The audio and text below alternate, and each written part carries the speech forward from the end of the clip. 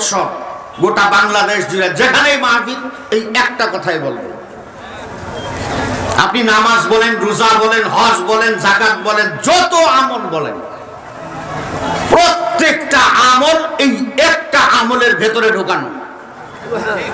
এই একটা ঠিক নেই, আপনার জিন্দেগির কোনো আমল ঠিক নেই। যুবক ঠিক আসতে কইলে খবর আছে কইলে ঠিক না, ঠিক জোরে বলো। হ্যাঁ ঠিক, এমনি প্যারালাইসিসের মতো ঠিক কইয়া বাউল ফাউলের কি দূর করতে পারবা?